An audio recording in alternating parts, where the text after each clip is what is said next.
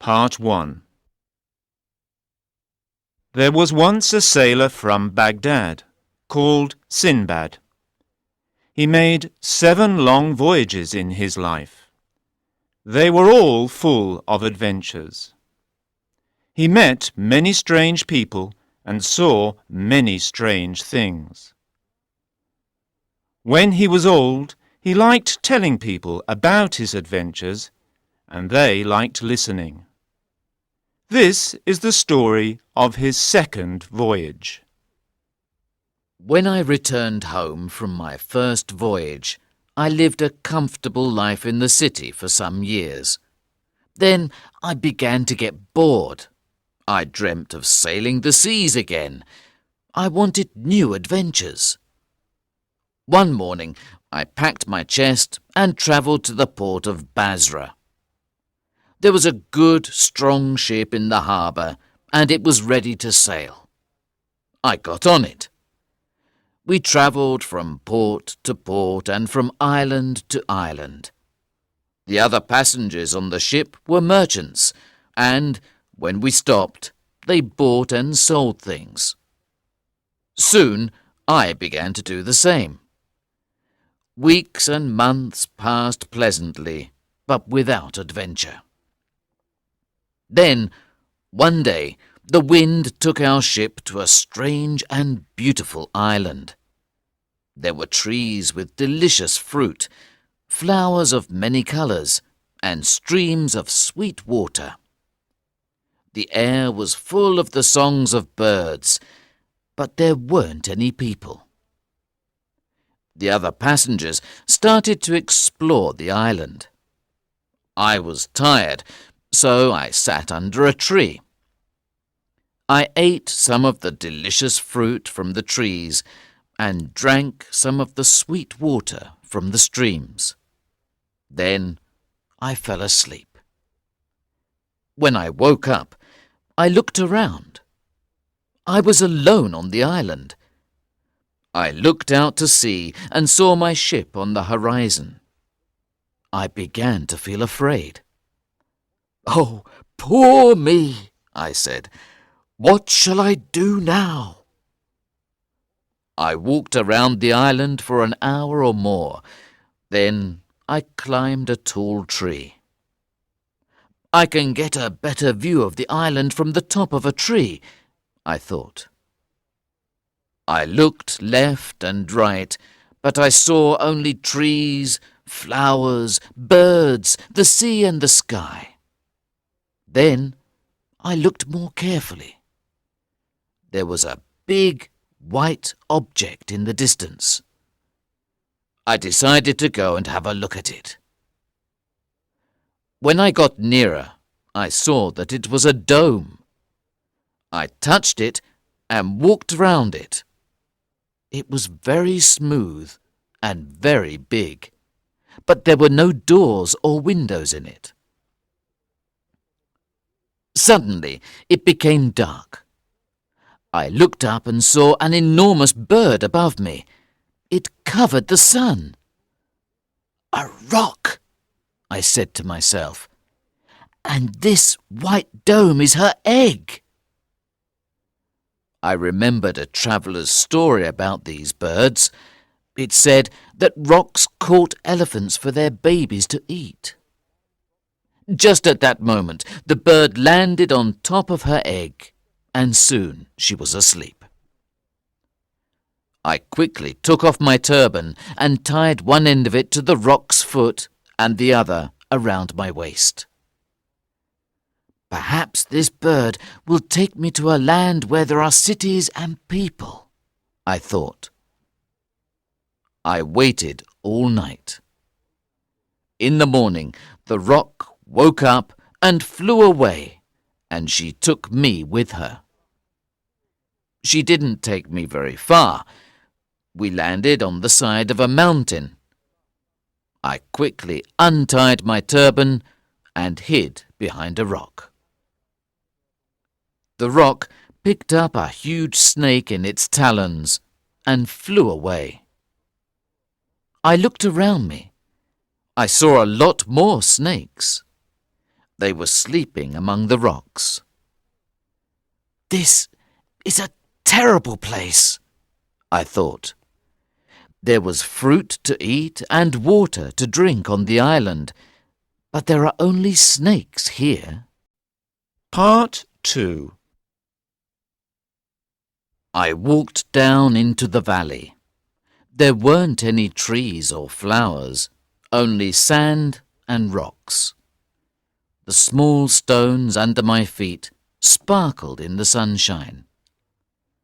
I looked at them more carefully. They weren't stones. They were diamonds. Then I knew where I was. "This is the Valley of Diamonds," I said to myself. "Nobody escapes from here." I began to feel very afraid. I looked around. The snakes were still asleep among the rocks. Their bodies were as thick as tree trunks. "They'll wake up when it is dark," I thought, "and come out to look for food. I must find a safe place to sleep tonight. Perhaps there are some caves here." It was beginning to get dark, and I could hear the snakes. They were waking up. I walked faster. Soon I found a cave. It was big and dark inside, but the floor was dry. "This is a good place to sleep," I thought. "I'll put a big rock in the mouth of the cave to keep the snakes out. I'll be safe here until the morning." I went in and looked around. At the back of the cave I could see 2 small red lights.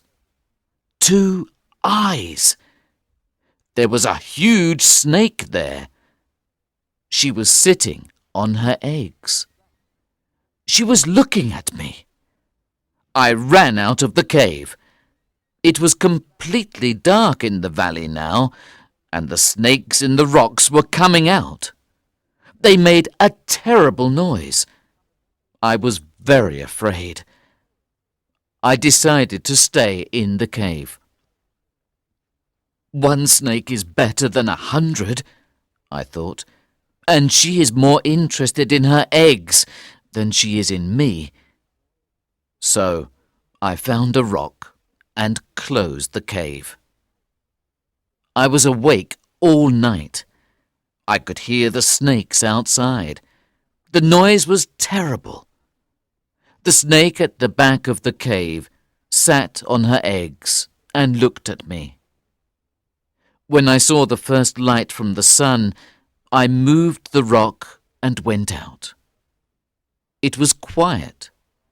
The snakes were asleep, so I left the cave and started walking down the valley. Suddenly, something fell out of the sky and landed at my feet. It was a big piece of meat. Then another piece of meat fell out of the sky.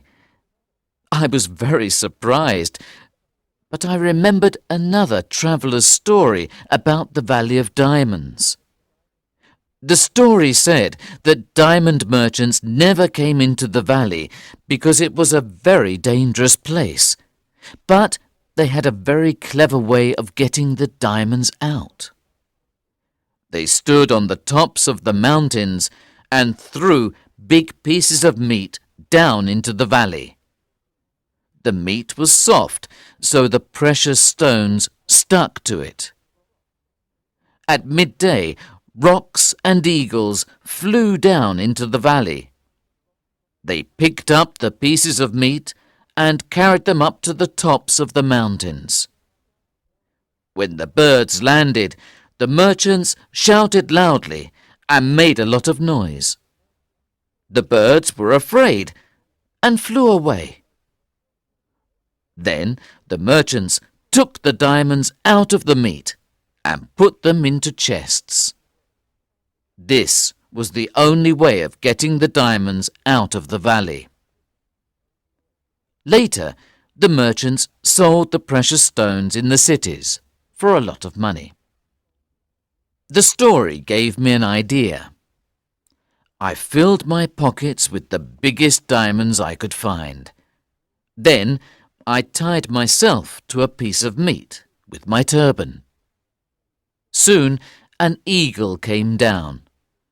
It picked up the piece of meat and me and flew up to the top of a mountain with it. As soon as we landed, there was a lot of noise and shouting. The bird was afraid and flew away. I untied myself quickly and started to run. "Hey, you! Stop!" a man shouted. I stopped. "Don't hurt me, sir," I said. "I'm an honest man. I don't want your diamonds." I took 3 big diamonds out of my pocket. "Look," I said. "Take these. I picked them up in the valley." And I gave him the stones. The man was very happy and thanked me. He took me to meet his friends. They were all diamond merchants. They gave me food and drink and listened to my story. One of them said, "You're the first man to escape from this valley." I travelled with them for many weeks. We visited many countries, and we had many adventures. I gave them diamonds, and they gave me food and drink. In one port there was a ship that was going to Basra. I was tired of travelling, and I wanted to see my family again, so I got on it. From Basra, I travelled back to Baghdad. I was happy to be home again. I was a rich man.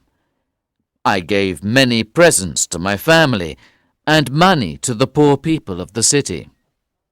I enjoyed my comfortable life at home. But after a few years, I started to get bored. I wanted to travel the seas again and have new adventures.